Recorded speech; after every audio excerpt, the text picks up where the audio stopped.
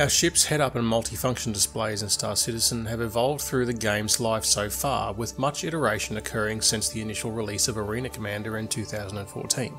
Many of the more recent changes are questionable with reference to actually improving the usefulness of the symbology shown, with much of the information displayed actually degrading rather than improving.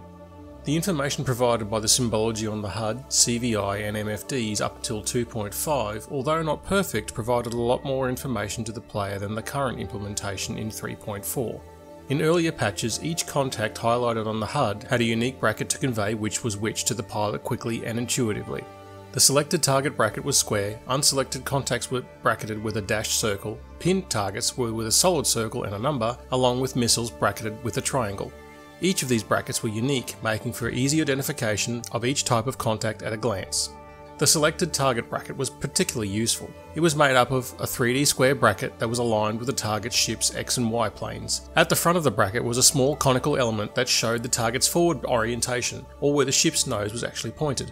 These two parts of this element together showed the ship's attitude and where your opponent was facing quickly and easily, even at a distance. This information is very useful to a pilot in space where there is no up or down to use as a reference when normally, in gravity, the ship's upper surface would usually be towards the sky. At the introduction of patch 3.1, the selected target bracket square and cone was replaced with a triangular bracket that always stayed parallel to the player's camera view. Because this bracket does not move with the target ship's orientation and does not show the target's forward direction, the pilot can no longer read the target's attitude information at a glance. To add to the confusion, the unselected target contact brackets was also changed to a triangular bracket, while missile brackets have remained triangles as well.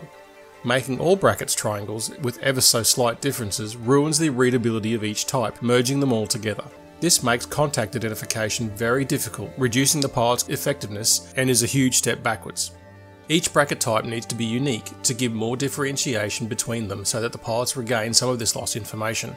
All this symbology and functionality need to be reinstated in some form to reduce the pilot's workload and make them more effective. Other symbols I believe could improve is the target direction arrow. The current implementation has not changed much since the original version launched with Arena Commander in 0.8 in 2014. The target arrow is a 3D arrow that points to the direction of the selected target if they are out of view, assisting the player to keep track of their target when looking at a two-dimensional screen. It mimics real life where a target locator line is displayed on the HUD when a target is outside of the HUD field of view. Currently, the target direction arrow runs around the very edge of the screen, causing it to become visually lost in the cockpit geometry and cannot always be noticed by the player in their peripheral vision. This could easily be improved by constraining the arrow to the HUD area while keeping the function of only appearing when the target is off screen. This would keep the arrow in view whenever it was needed while keeping the clutter down. The pinned target direction arrow should be similar, but have a reduced opacity and different colour to the target direction arrow to prevent confusion and clutter.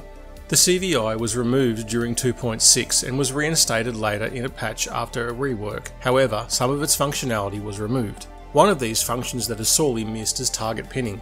Pinning allowed the pilot to track the location and status of any target they wished.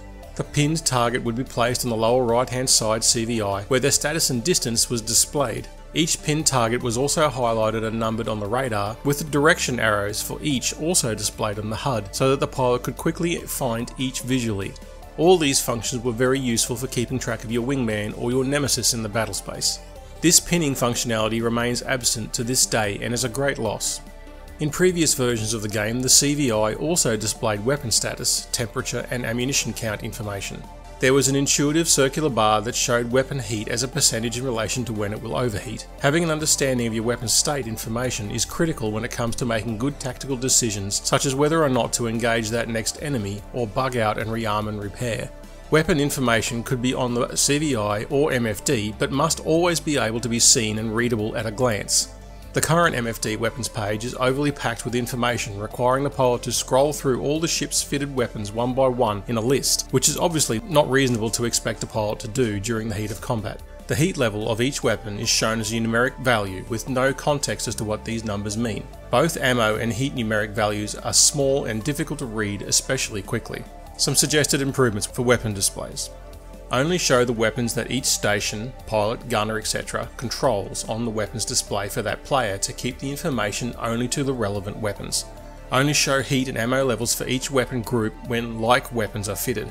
Heat and ammo should be displayed in an intuitive bar-style indicator showing full to empty, minimum to maximum in a readable size at a glance. Ammo should have a digital readout as well to clarify how many rounds remain, but can also be combined for grouped-like weapons. Missiles should only be shown as simple graphical representation showing how many remain for clarity. Additional information about your weapons and ordnance should be in a deeper MFD window for when you are not in combat. Early versions of the game had some standard space simulation UI elements that were removed without explanation and never seen again. In space, speed is relative, so it is incredibly useful to have a readout of your closure rate or how fast you are moving towards or away from your target. Although it is not easily identifiable, the very first version of the HUD had this information on the CVI target pane. With the impending changes to the flight model coming, where the original speed limiting modes are essentially being removed, closure rate information will be more important than ever, as the time taken to speed up and slow down will be higher than ever before. This should be reinstated as part of the selected target bracket, or as part of the CVI target pane as it was in the past. The first version of the HUD also had a G magnitude and direction readout. In real aircraft and spaceships, G meters are ubiquitous. In games they become even more important as there is no way for the player to physically feel the forces being applied to their avatar. The player relies on the information provided by the HUD and the simulated physiological effects such as blackout, redout and breathing. It is impossible to know the exact magnitude and especially direction of the Gs from breathing sound effects and visual indications alone, and in space, a ship may not always be pulling Gs in the direction one would expect. To CIG's credit, the 3.5 HUD appears to have a G meter that provides both magnitude and direction. Finally, there is one HUD element that hasn't appeared in any version but is absolutely essential to any space simulation and is something that backers have asked for years: a true vector indicator that shows both true speed regardless of direction, omnidirectional speed, and direction of motion to the pilot. In space, ships rarely maintain flight in the forward direction of motion when in combat, so a speed indication that only shows magnitude of longitudinal speed is insufficient for the pilot to know what is going on. The total velocity indicator, TVI, and anti-total velocity indicator, ATVI, are critical HUD elements that show direction of motion of the spacecraft, but are only visible when the direction of motion is within the player's screen field of view. On most monitors, this is only within a cone of 60 degrees forward, or when in look behind, 60 degrees aft. That leaves 66% of the possible directions of motion during which a pilot has no HUD indication of which way their ship is travelling. The space dust is insufficient and is not as precise as required, and is difficult to see when concentrating on your target or in certain environments. For example, say your ship is flying forward at 200 meters per second and pitches up 90 degrees. Before the thrusters can correct the ship's vector, it will now have a downward vector of 200 meters per second, but the speed indicator will read near zero and the TVI will be off screen.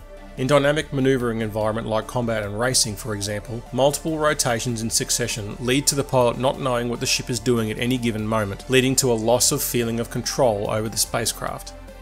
When adding or removing HUD symbology, developers need to ask themselves, what information does the pilot need? And, will this information help or hinder them? When it comes to display symbology, the mantra needs to always be function over form, never the opposite. Good hunting, pilots. For more information on how spacecraft systems work in Star Citizen, please refer to the spacecraft flight manuals found on the RSI website. The link is in the description. Thanks for watching.